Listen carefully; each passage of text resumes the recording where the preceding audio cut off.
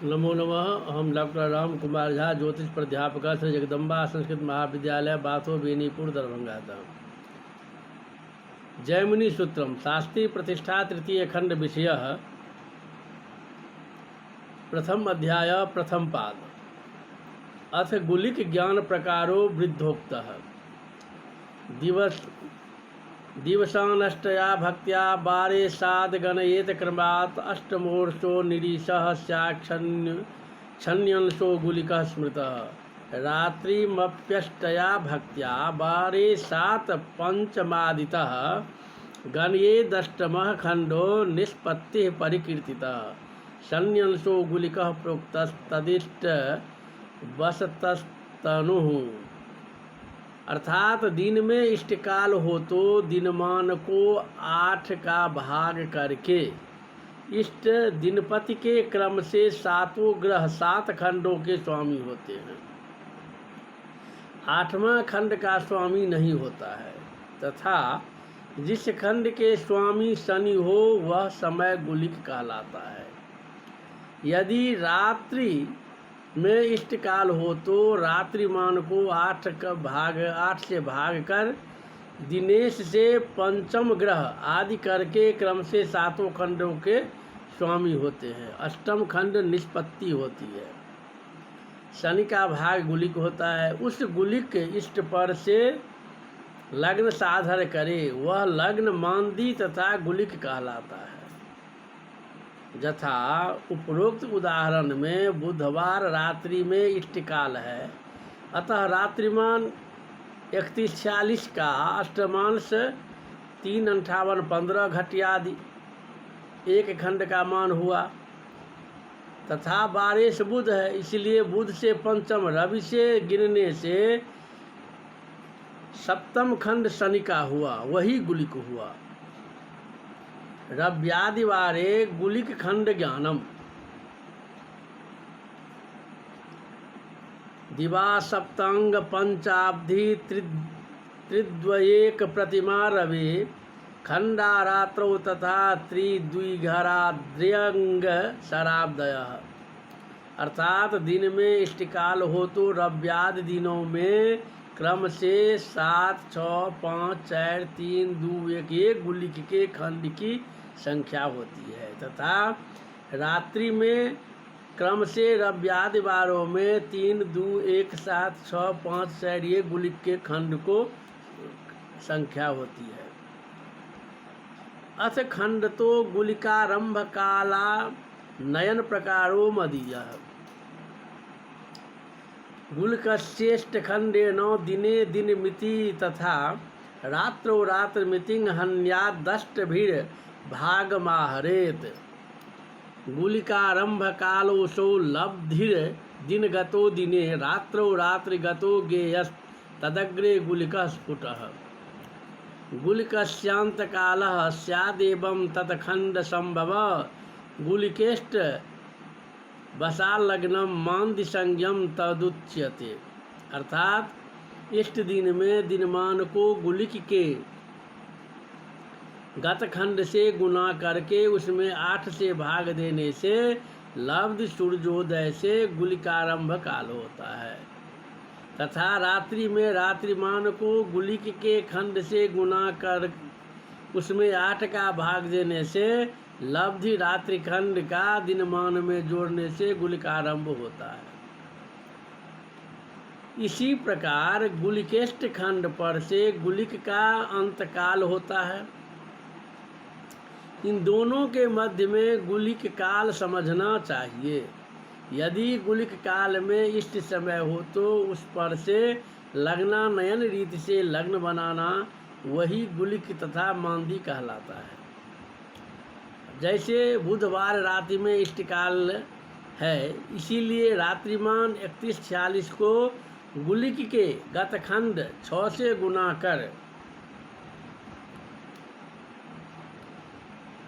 गुना करने पर 190-36, इसमें 8 का भाग देने पर 23-50 को दिनमान में जोड़ने से गुलिकारंभ काल 52-4 हुआ एवं रात्रिमान को बुध की रात्रि के गुलिकेष्ट खंड 7 से गुना करने पर 222 इसमें 8 का भाग देने से 27-48 यह रात्रिगत इष्ट हुआ। इसका दिनमान 28-14 में जोड़ने से 56 घटियादि गुलिकांत काल हुआ। अब इष्ट काल 40 दंड 40-36 घटियादि और यदि गुलिक काल 56 है तो इन दोनों के घटियादि अंतर 15-26 से जन्मकालिक सूर्य में चालन देकर गुलिकेष्ट कालिक सूर्य हुआ। इस पर से तत्काले शयनार्कस्य इत्यादि विधि से गुलिक लग्न इतना हुआ। तो लग्नानयन क्रिया गुलिकेष्ट काल 56 को 60 में घटाकर शेष 358 को इष्टकाल मानकर भुक्त प्रकार से लग्नानयन में सुगमता के हेतु सूर्य में अयनांश जोड़ने से सायन सूर्य इसके भुक्तांश को मीन के सोदयमान से गुना कर उसमें 30 का भाग देकर लब्धि भुक्त पल इसको इष्टकाल के पल में घटाने से इसमें गत राशि कुंभ का मान 251 नहीं घटता, इसीलिए अशुद्ध कुंभ हुआ। अतः उपरोक्त शेष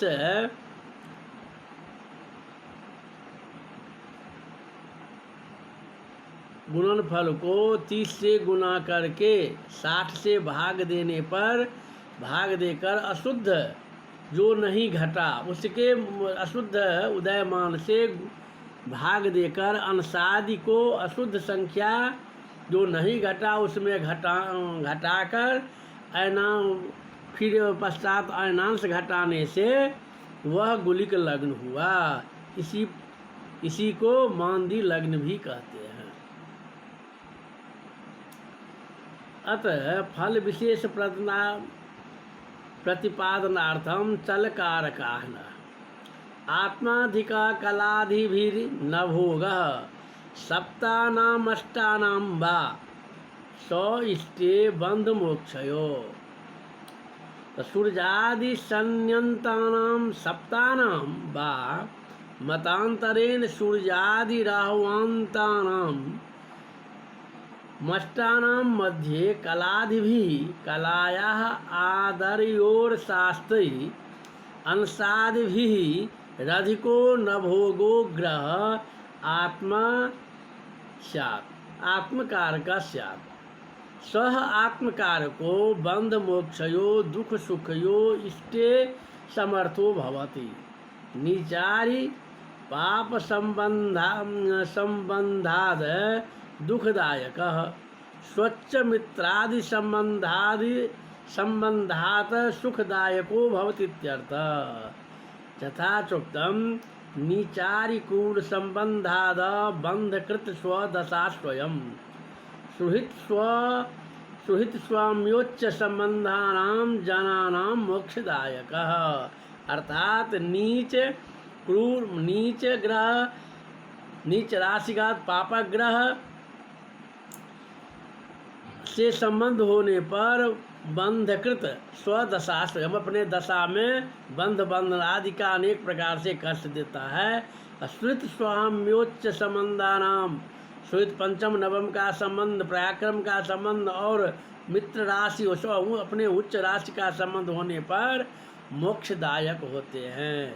ये आत्माकारक ग्रह का विशेष फल होता है। आत्मा सूर्यादि खेटानां मध्ये त्वंसादिको ग्रह अंश साम्य कलाधिक्यात् तत्साम्य विकलाधिकः। बुधैर राशि कलाधिक्यात् ग्राह्यो नैवात्मकारक अंशाधिक कारक स्यात् दल्प भागोन्त्यकारक। मध्यांशो मध्यखेट स्यादुपखेट स एव हि विलोम गमनाद्राहोरंसा शुद्धा खवंदितः इति स्पष्टार्थ। अर्थात घंटाकार के मत से सूर्य से शनि पर्यंत 7 ग्रहों में, दूसरे के मत से राहु पर्यंत 8 ग्रहों में जिसके अंश अधिक हो वह आत्मकारक होता है।